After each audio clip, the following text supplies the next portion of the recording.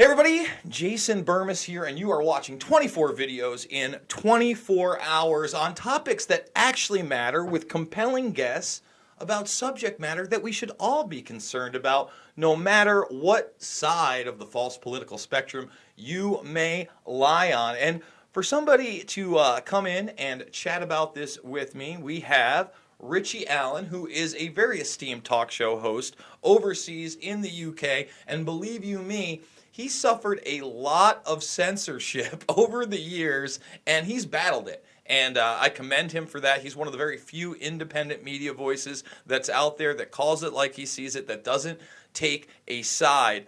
And for my viewers that are not familiar with you, Richie, tell them how you got started and some of these uphill battles in censorship. Hey, Jason, first of all, congratulations on the idea. I think it's brilliant. I think today, of all days, it's really timely, and congratulations on it. You must be tired thus far. You must be feeling it now, my friend, but you're soldiering on. It's great stuff. I'm really, really delighted to be involved in it, and thanks for the honour of inviting me on. I started off in commercial radio in Ireland back in the mid to late 1990s, and I got my start at a radio station called WLR-FM, where I used to be the overnight music presenter. I used to do 6 hours of graveyard music radio, Jason, and nobody was listening except my family. But that's where I got my grounding.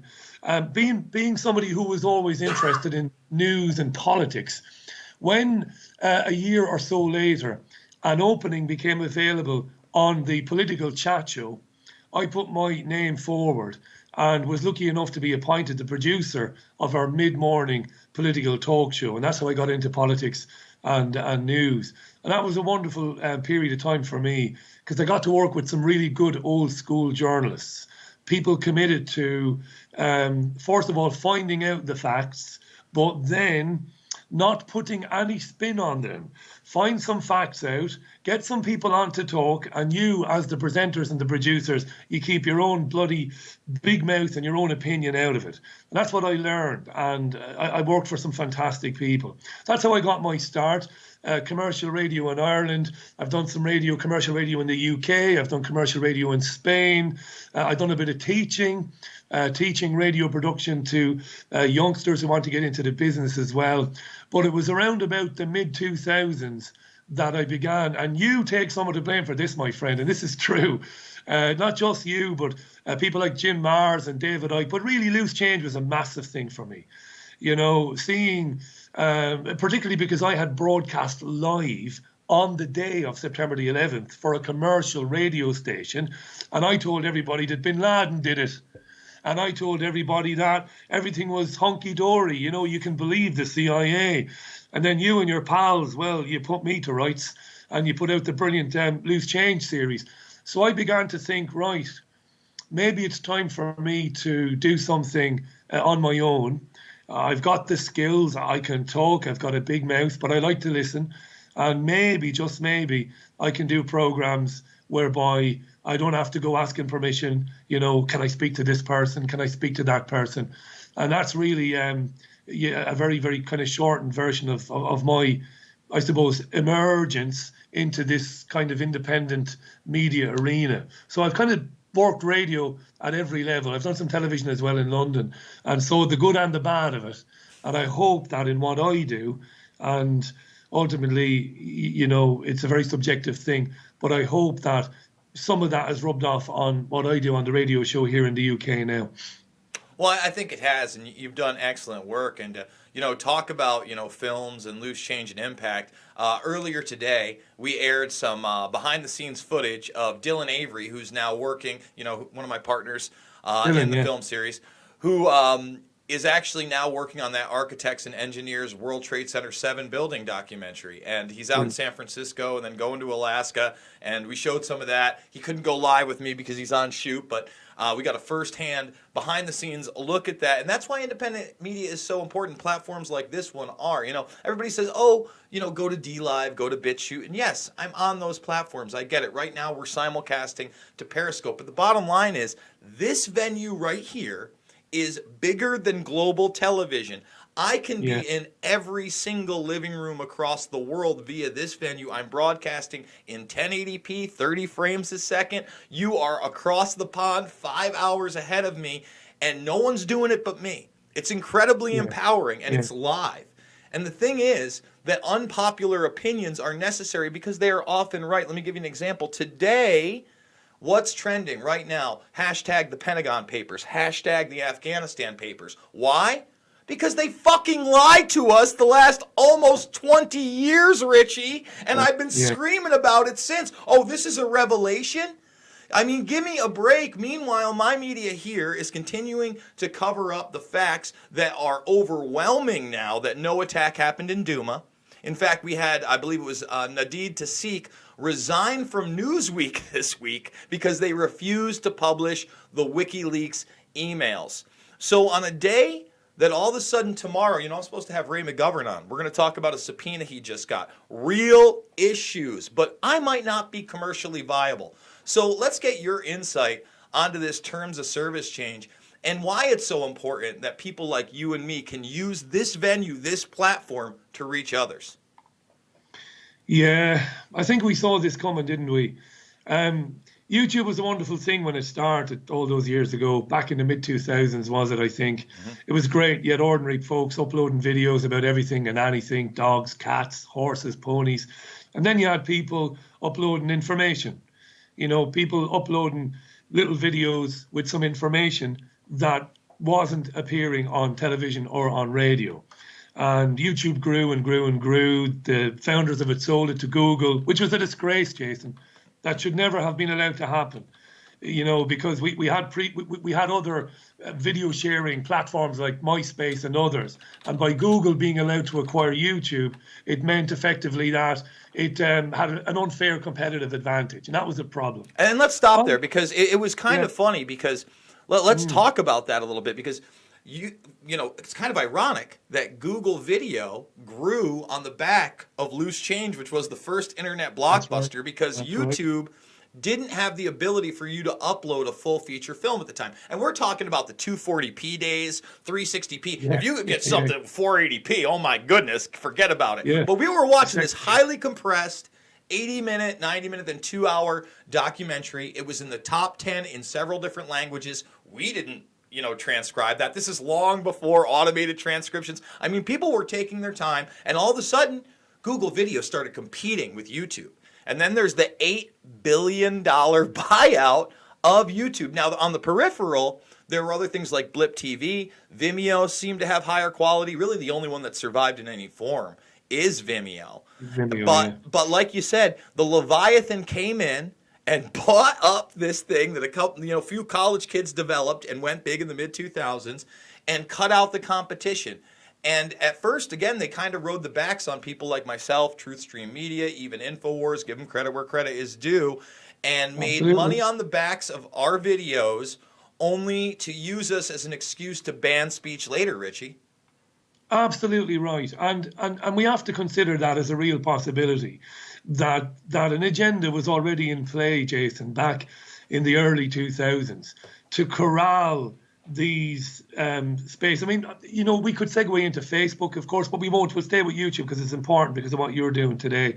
But I now believe that there's empirical evidence that this was a Trojan horse all along, and that if you could get a couple of billion users, and I don't even know how many people use YouTube, but I'm guessing it's probably a couple of billion maybe, if you can get them all into one place, if you can eradicate the competition. You make a very good point. Vimeo has survived, but the others have just fallen by the wayside. Well, now you've got a kind of a hegemony of sorts, and there really isn't any other game in town. And that's why I wish, I don't wait around for politicians to make decisions and to draft legislation to deal with these companies. I don't, because they won't. But these are state actors now, aren't they, Jason? YouTube is a state actor. It's the size of China and North America rolled into one in terms of the users that it's got on a daily basis. So what's happening with this new terms of service, where if we don't think a channel is commercially viable, this is sinister in the extreme, because it's about one thing and one thing only. It's about taking that which you don't want people to talk about and obliterating it and bombarding them with that which you do want them to think about and to talk about. There's no other way about it. And I don't know what we do about it. I commend you on doing this today, and I'll probably talk about this in my radio show a bit later on. But they're acting like state actors. And nobody wants to take them on. You know, it's the opposite, actually, Jason. What we have here in the UK, while Google is doing this now, which is, you know, which is censorship on steroids, it's just as bad here politically, and it's just as bad here in the media. We have people being targeted for, you know, deletion on Twitter and on Facebook, not because they've had an argument with somebody and they've lost their tempers and sworn at them, but increasingly because they ask questions about the safety of vaccines, or because they ask questions about this or about that. And you know, who's going to stop that? You know, which government is going to take it on and say, well, hang on a second, you know, we have an obligation to protect our citizens from your censorship. We're going to stand up to it. I don't see anybody in any political party in any country prepared to stand up to it. It's gone crazy here, Jason. We've got people here in this country. They've had their doors knocked on by police officers in uniform because they've kindly said to somebody in an argument on Twitter, not an argument, a debate, yes, look, okay, you live your life as you want, but because you've got a penis and testicles, I don't believe you really are a woman. Next thing, knock on the door by the police. It's everywhere now.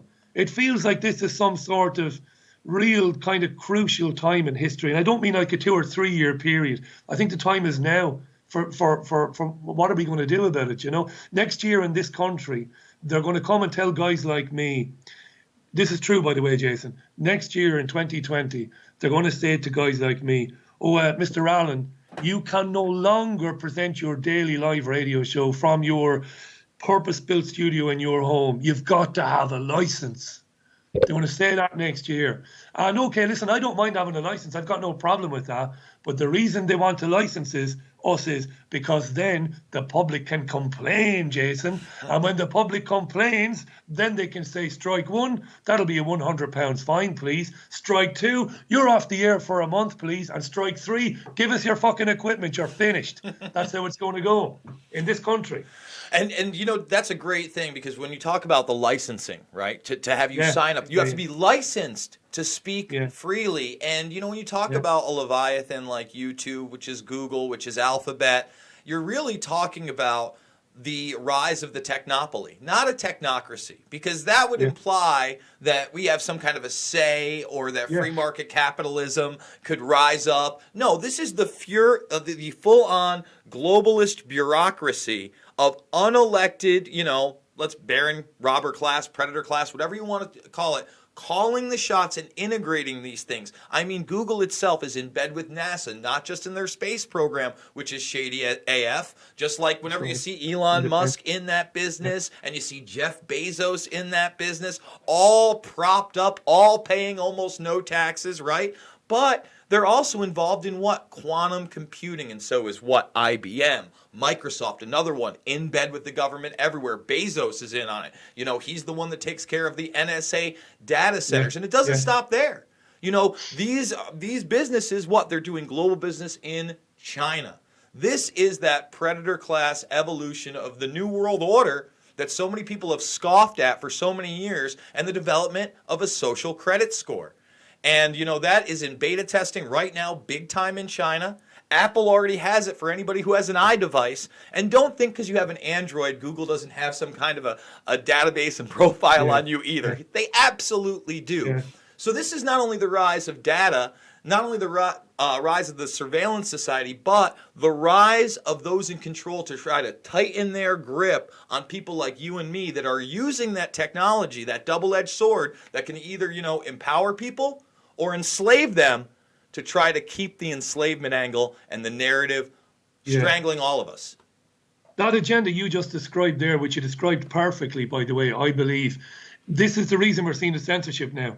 It was something that David Icke said to me a few years ago. He said, as we get to the end of this decade, they won't be able to hide their agenda maybe as well as they have done previously. It's going to become more apparent as the weeks and months go on, as we get to the end of the 2010s. And he said, as they do that, the censorship will be ramped up, because as it becomes more apparent, more people want to talk about it. Because even people who previously would have said, Jason Bermas, yeah, it's a good show that, but he's a bit kooky. He takes things a bit too far. Now those people are saying, shit, Bermas is not taking things too far at all, actually. It's actually happening in front of our eyes. So the more people realise that, the more people might be likely to start talking about it and to doing something about it, hence the censorship on steroids. And it is scary. I'm really worried about next year. I don't know what to do. We've recently got, we recently took out a mortgage here, the first one I've ever had in my life. It's not a big mortgage. It's a nice small house in Salford in Greater Manchester. But Jason, we're already thinking maybe by the end of next year, maybe we'll have to go Central America, maybe we'll have to go to France. My other half, she's French, and the French don't look like they're as close to the UK in terms of the censorship. They might be just a few years behind. And they're willing to stand up and still be censored in America. But I mean, let's be honest. That yellow vest movement is as real as it gets. People are upset no matter how it's being corralled or what's actually happening with it. It's over a year old. People are in the streets. Can you imagine if in the United States even half the amount of people were in a major city every single weekend trying to represent that against the predator class? I mean, you couldn't get away from it. But because it's happening in France, I'll tell you right now, 9 out of 10 people on the street here in America have no clue, Richie. They have no clue. None. It's not their fault, Jason, either, because, I mean, you've been doing work on the reach of the mainstream media even before I have, going back years. You know just how all-pervasive it is. I used to labour under this misapprehension when I was younger that Americans were a bit stupid, right? And this is a real European arrogance, really. I don't have that arrogance anymore. I know that Americans are not stupid. You're no less intelligent or no less stupid than any of the rest of us. But we did have this impression. But we didn't understand how bad the media was. It was bad in the States before it was bad everywhere else. And then you factor in that the States is just vast. It's massive. We used to take the piss out of Americans for not traveling. Why would you travel if you're born in, I don't know, Odessa in Texas? You've got millions and millions of miles to Texas explore is huge. Your own country. I lived there for a while. Listen, it's so diverse. Like Austin is very different from Houston, is very different from Dallas, and is very different from the border states, is very different from New Mexico and Arizona. I mean, I'll be honest, I've traveled back and forth from the country a couple times driving, and it is pretty damn diverse here. I've only been to Canada. I haven't been overseas. Got the passport. I wanna go overseas and check things out, even go to South America and travel. But at the same time, I'm kind of a homebody. I help take care of my sister's kids. But I want to have the right and the freedom to do that, and the right and the freedom to speak out and not have, like I said, that social credit score, have my travel impeded on like it is in China, where all of a sudden people can't take planes and they can't take trains and they don't have internet access and they can't send their kids to certain schools because of these social credit scores, which are impacted by one's social beliefs and, what they post online, what they watch, what they believe, what they're being spied on these little magical... How close are we to that, do you think? One of my closest friends in the media is the co-founder of LiveLeak.com, Hayden Hewitt. You'd love to speak to Hayden. I'd love to. I go to LiveLeak all the time, Richie. Yeah, I think it's cool. Hayden and 3 of his friends co-founded that years ago. But I think Hayden said something to me a few weeks ago. We might be there already. I think somebody in this country was refused tickets to a concert over something they'd done or said on social media. Now, don't hold me to that. I'll have to check that out. But if that is the case, well, we're already there then. And if Twitter, I don't know if you're aware of this, but our media, we've got an election on Thursday. I know you're aware of that. But our media this morning is very focused on an incident of racism at a massive soccer match on Saturday. Manchester United, God be with us. Is that the one where the guy is supposedly making the ape? Yes. Yes. I did see that. I did see that, yes. Now, look, it doesn't look good for the guy. It looked like he made monkey gestures to a black footballer. That's not good. It's nasty. Nobody would stand over that. But the reaction on social media, judge, jury, and executioner. This man has to be destroyed. And you've got all of these accounts, people that don't have the courage to use their own names saying, Twitter, do your thing. And before you know it, this guy's family is getting phone calls. His ex-girlfriend is getting death threats. He did a stupid thing that was very insulting and very personal. Doesn't mean that his life is finished, that we should put him on an island somewhere. No. Where's the forgiveness? Where's the redemption? And this is what you're seeing. And this must be the pretext for social crediting. Everybody gets used to the fact, one strike, Jason, and you're gone. That's it. You can never make a mistake ever again. You know, I might make a mistake on my show. Sometime I might say something that is offensive or hurts somebody, or I might say something that's incorrect. But give me the chance to say I'm sorry and to mean it and to, you know, to make amends for it. Don't say, well, that's it. You're finished now, Alan. You're banned. You're off Twitter. You can never go to the soccer again. Well, hang on a second, you know. These are crazy times. And I think this is the beginning. This whole Twitter being the judge, jury, and executioner for everybody, no matter what you do. This must be linked, Jason, to this social crediting agenda. It must be. Well, I think it's very, very much a part of it. Well, again, people don't understand. Everything you've done online is tracked, traced, and databased. It has already been stored. There is an algorithm running not only a profile on you and your family, but those that surround you, larger ones, populaces. Yeah. All this is part of that regimentation of all human beings' agenda that even FDR talked about when he spoke out against a new world order. You can follow Richie Allen at Richie Allen Show. I know you got a show later today. They can also get the podcasts at richieallen.podmatic.com. All of them here. Richie, where else can they find your work? And when do you go live today? So maybe my audience wants to listen to something in the background while they're at work. If they want to hear it, yeah. It's 5 p.m. UK time, so that's noon Eastern time, and it's 9 a.m. Pacific time. So it's like Monday to Thursday. It's live. It's a 2-hour show. It's like I suppose it's the independent media version of your standard news programs on national or commercial radio. So I would have a couple of guests and I would have a news roundup. So yeah, 5 o'clock. It's on iTunes. It's on Spotify, like everything else these days. But they can, if they want to hear it live, I suppose the best place to go is either to tune in radio and look for my show or richieallen.co.uk. And there's a player there. But thanks for the plug. I appreciate that, Jason. Well, I appreciate your time, and I want to thank you and invite you on the show anytime. And hopefully when I do reach out to you again, you will come on because you were an amazing guest. We actually did 20-plus minutes. I want to remind people it's 24 videos in 24 hours. Richie, thank you one more time, my man. You're a gent, Jason. Thank you. All right, later on. So there it is, Richie Allen. There he is. Guys, it was a real pleasure having him on. I want to thank No GPS Data. He says, keep grinding, get yourself a Bang energy drink, and keep going strong. You're a legend. You should try and have TruthStream Media on. Don't think I didn't text them. I absolutely texted TruthStream Media. I DM'd them. So yes, I would love to get them on as well. Guys, it's 24 videos in 24 hours. Now, normally I do it 3 to 7 times a day, but in light of the terms of service changing where channels that aren't commercially viable can just be taken off. Well, I'm hoping I'm commercially viable, YouTube. I've never been commercially viable by the establishment in my life, but it would be nice to think that we could actually make it right here. So that being said, thumbs this video up, sub, share, become a member of the Burmese Brigade, and why don't you text this video or another video that you like on this channel to somebody. They're more than likely going to open that text on their phone, and half of the traffic for this stuff is on a mobile device anyway.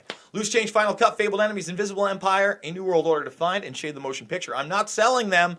I'm giving them away here on the channel for free. Just check them out in the documentaries playlist section. And if you do want to financially support me, here's how you do it. $5, $10, $15 on my GoFundMe is the way to support this broadcast, to hopefully get it to grow. I'd love to hit that $5,000 mark. I've told people, look, we do the $5,000 a month, and we haven't done it in 3 months now, I think. Then we can really start maybe traveling more and expanding. By month 12, I'm hoping to have an office no matter what, and interns, and really banging out 7 to 10 videos a day that are highly polished and produced, and maybe having some guests in, you know, a bigger studio than this room that I have, which I'm making do, and I love it.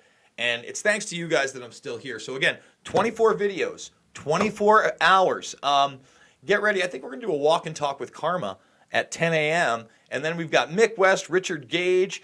We got a prepositioned Kaylor Carpenter video. Derek Bro, Scott Ledger, Lee Stewart, John Fitch, Christy Duff, Steve from Slow News Day, Andrew from Action for Assange, and Titus Frost. All coming up, along with everything that's aired since midnight last night. So, guys, I love you guys, and I'll see you on the flip side. 24 videos, 24 hours.